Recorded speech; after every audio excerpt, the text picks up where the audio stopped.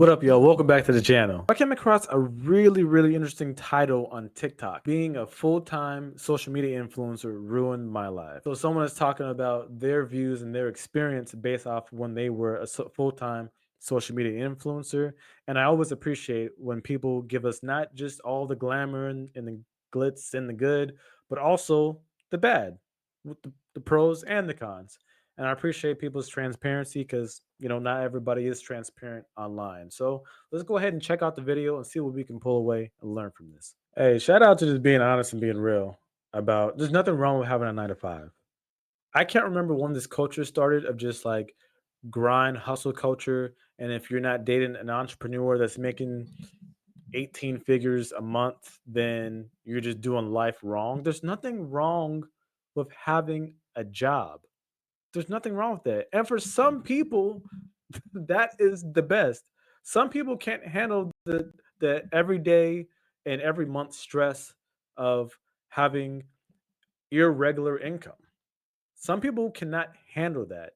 And for some people, it messes with their psyche and it messes with their anxiety and all these things. So they just need to get a regular job. There's nothing wrong with that. Being an entrepreneur and full-time social media influencer and all this stuff is not for everybody. Not everything is for everybody. So I appreciate her just being honest and being real. Like, hey, I'm more happier just having a regular job. There's nothing wrong with that at all. Shout out to her. Most people's journey goes in the opposite direction. I love social media. I've been doing it for 5 years. I can't imagine just not posting it all. It's second nature to me. But the truth is, social media is not what it used to be. And because of that, I no longer treat it the same either. These That's are true. That's changed conversations a that I lot. have with my fellow content creator friends all the time, but they're never shared publicly. And just a reminder, this is my experience. So take what resonates and leave what doesn't. I wrote all of this down because there is a lot of things I just want Appreciate to the talk about, and transparency. let's rip off the band-aid and talk about money. The money is insane. For example, if you are nearing 1 million followers, the starting rate is usually around 40,000. Nearing 1 million followers. I'm trying to get my first 1,000 subscribers on YouTube. 1 million subscribers. Uh, that's a lot. That is a lot. Look, my current goal is to hit 1,000 subscribers on YouTube and 2,000 on TikTok. So if y'all are watching this right now, if y'all could hit the like button and subscribe button, that would help me out so much and help me towards reaching my goal. That helped me out so much tremendously. So I appreciate each and every one of y'all watching this video to hit the subscribe button. But 1 million? But 40 G's?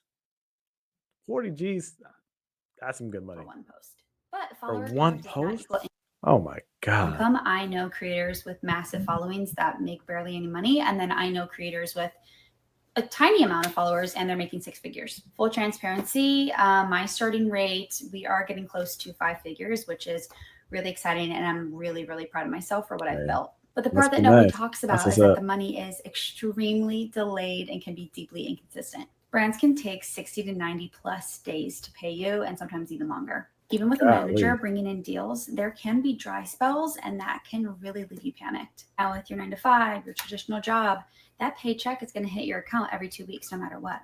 Add benefits and job security, and you're quite literally sleeping Hmm. better. Social Healthcare, media all could that be gone stuff. tomorrow. I've lost my account before. The stability from a job, it feels like a cushion and not a cage. It's let me save more, invest smarter, and I don't feel panicked over money.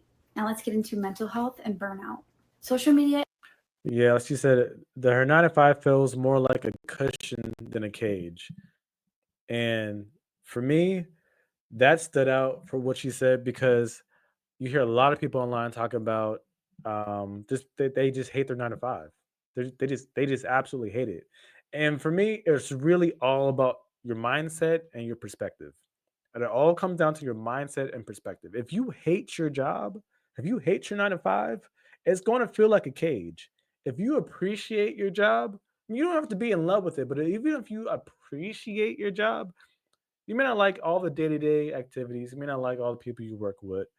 You may not like all the people you work for. But if you appreciate it, it will at least start to more feel like a cushion and something you can appreciate on a daily basis while you grind. I don't agree with anyone just quitting their job and just doing their side hustle full time. I don't agree with that. I believe in doing your side hustle alongside your full time job, and you quit your job when it is now inconvenient for you to keep working your job because now you're missing out on opportunities with your side hustle because you have to be at your 9 to 5. That's when it makes sense to quit your 9 to 5. Don't let people online just talk you out of your job, especially if it's allowing you to pay your bills, afford the lifestyle that you want, go out to eat, hang out with friends, travel, hang out with family, buy birthday gifts. Like your job, nothing wrong with having a job. It allows us to pay our bills and it allows us to afford the lifestyle we have. There's nothing wrong with that. You can still pursue your not your side hustle alongside as you keep working. Because what I've found out is if you are not doing your side hustle like every day, like every single day, or at least schedule that into your schedule, make time to do it every day. If you're not doing your side hustle while having a job every day, if you're not doing that every single day while you have a job, you're not going to do it when you don't have a job. And that was just the facts. That's what most people will not tell you. If you are not currently grinding it out while you have a 9 to 5, you're not going to do it when you don't have 9 to 5. And then it's going to make you even more stressed out because now you don't have the income that 9 to 5 was giving you along the way. That is a more stressful place that you do not want to be in. So grind it out while you have a 9 to 5.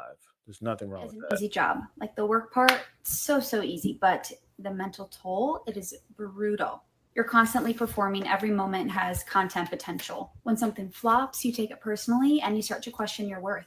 Hate comments, imposter syndrome, Mhm. burnout, it all builds. You can go from feeling on top of the world to invisible overnight. There is no boundary between work and life when you are your brand. The burnout doesn't crash down all at once, it sneaks in. Suddenly, filming feels heavy, posting feels forced, scrolling feels Mhm. exhausting. You're essentially stuck in survival mode because your brain is always just on. Stepping away saved me. The 9 to 5 gave me structure, boundaries, and just mental quiet. I'm not glued to my phone. I'm not over analyzing engagement. I just live, and it's wildly underrated. Structure over chaos. Fam, I've already started. I had times where I felt like that, and I'm not getting paid for not yet. I'm not getting paid yet. Add the yet because there's a goal that I'm looking to achieve, and I will achieve it. I'm not getting paid yet, and there's been times when I've even felt like that. Like, oh my god, I gotta do this. I gotta schedule the content. I gotta research. I gotta do this, and I gotta film. And fam, it gets to be a lot. It gets to be a lot. That's why only very few percent of creators are actually making a living from it or getting paid period, let alone making an actual living from it, because it's a lot. And I see why creators will hire teams, and like I think the one of the first things that they'll hire is like an editor, because yes, you can spend a lot of time making the video, but then the editing, oh my gosh, I'm gonna take so long. The more freedom I have, the less I get done. Crazy, I know. Maybe it's my ADHD, maybe it's just the way I'm wired, but unlimited time is paralyzing. When it's all up to me, when to work, what I do, how much I'm supposed to do, I spiral, I overthink, I procrastinate, and I start 5 things and finish none. Structure gives me rhythm and it gives me peace. Knowing I have set hours and clear expectations lets me move again. My brain, I just need that. And let's not forget about the loneliness that comes with full time content creation. Yeah, I'm with her. So I noticed when I had more time to get stuff done, I would actually get less things done. So what I ended up doing, which works for me, is I just created a schedule. Think about at your job. At your job, you have a schedule, right? And now depending on what kind of job you do, you may do certain things at certain times. A lot of people in the corporate field will call that time blocking. You will set time aside for very specific tasks. So, like for example, maybe in the morning from 8 to 9, you may check emails. From 9 to 12, maybe you have appointments. From 12 to 1, you may have lunch. Maybe 1 to 3, you may be doing follow up or whatever the case is. Every job is different. But what I did was, hey, if I'm doing that same thing in my 9 to 5, I'm being efficient and effective in my 9 to 5, why don't I incorporate the same thing into my own business to be successful and sustain that? So that's what I did. So now I have a schedule where after I get off work, there are very specific tasks that I'm doing on a daily basis. Now, it could change depending on the day, but I just wrote out a schedule.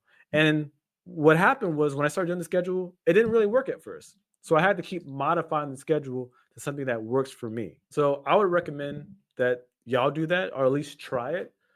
Write down the schedule and stick to it. If you find that, over a week or two, it just doesn't work, modify the schedule. Just do whatever works for you. I'm the kind of person, I need structure. I'm the kind of person, when I go into the gym, I need to know exactly what I'm doing, what workouts, how many sets, how many reps, what's the next workout. I can't just go in the gym like some people do and just like freestyle it and just be, come out looking. I need structure. That is me. So I'm with her 100% on that. It's incredibly isolating. It's just you, your camera, and a never-ending to-do list. No coworkers, no built-in community, no one to bounce off ideas to or vent to. And since starting my 9 to 5, I've felt more connected, grounded, supported in 1 week than I have months of doing full-time content creation. People romanticize freedom, as you should. But for me, routine, structure, and human connection is true freedom for me. Growth without Shout out to performance. her. The biggest shift for me here is me remembering who I am without an audience. When content is your job, every part of your life is filtered through performance. Even your healing becomes aesthetic. You don't just grow, you document it, edit it, and package it. But stepping away gave me the chance to grow without needing to prove anything. To realize that healing doesn't have to be seen to be real. Growth isn't always on brand. My 9 to 5 gave me the basics back. A consistent routine, space between work and rest, and time to just be a person. I walk outside daily. I move my body without filming it. I make my food without posting it. I touch grass, literally and emotionally, and I feel human again. We live in a world where we spend more time watching others than living our own lives. But since stepping back, I realized the real growth Bars. offline. And the Hey, I don't know who this creator is, but she's spitting. small She's and spitting. unseen moments. I stopped performing and I started living. Last but not least, the ego trap.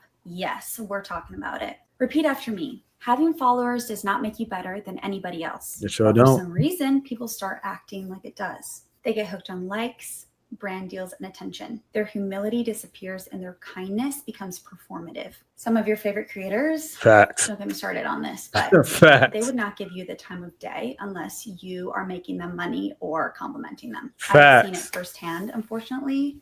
The clicks, the fakeness, the Man, what can I get she's for my spitting. energy. Social media can warp how we see worth. It makes people transactional and distorts how we connect. But here's the truth. Your follower count means nothing if your character doesn't match. Clout Facts. is not connection, and kindness is not a marketing strategy. So yeah, this is what I have learned stepping back. I'm not anti-social media. I love it so much. I am just more pro balance and to look at the bigger picture here. And for me, that balance came from letting go of the pressure, embracing structure, and finally remembering what it feels like to live without performing. If you're feeling burnt out, off, or just something's not right, maybe it's not you. Maybe it's the world we're all plugged into. Maybe it's time to unplug just a little bit, go touch some grass, and come back to yourself. Hey, shout out to her. She was spitting. Hey, yo, I just also want to say thank you to her for just being genuine and transparent. That's a big thing that I think a lot of people online lack nowadays. We're trying to sell you some sort of facade or lifestyle that's not even real. Shout out to someone just being like, hey, I've been doing this for a while. I was successful, but here's all the cons that come along with it that a lot of people don't talk about. There's nothing wrong with getting a job and just also looking internally and be honest with who you are, what you're comfortable with, and what you like. I think sometimes we just have to understand we follow these people online and we got to remember and realize that that's not us. We're all different. For some people, yes, maybe we can handle the the ups and downs of social media and influencer and all that stuff. But for some other people, we just have to be honest with ourselves and say, yeah, I'm just a regular dude. I like stability. I need that reassurance that I'm going to get a paycheck of a certain amount. It's going to hit my bank account on a certain day. And I need that reassurance. I need that stability moving forward. And the social media and the ups and downs of that is just not for me. And I think for her, sounds like she's a pretty big creator. For someone to just be honest and transparent about, what she went through, who she is, and where she is in her life, you got to do nothing but respect that.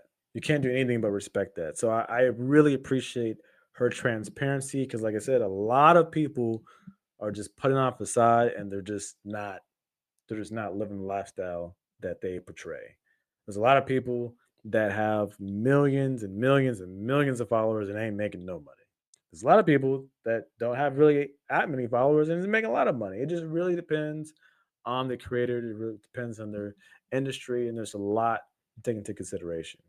But I thought this was really a phenomenal video. Like I said, I really appreciate the transparency because nowadays I really feel like that's a lot of what we're missing, transparency. So shout out to her. What do y'all think about this? Drop a like and a comment below and let's have a conversation. Also hit the bell and turn on your notifications and subscribe to the channel.